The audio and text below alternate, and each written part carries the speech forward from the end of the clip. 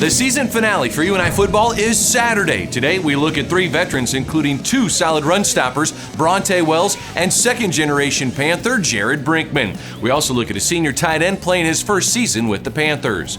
We tell you the awards received by UNI volleyball this season. We recap the soccer season, and we tell you how UNI softball scored 22 runs on 10 hits and all the home runs of the weekend sweep of Evansville.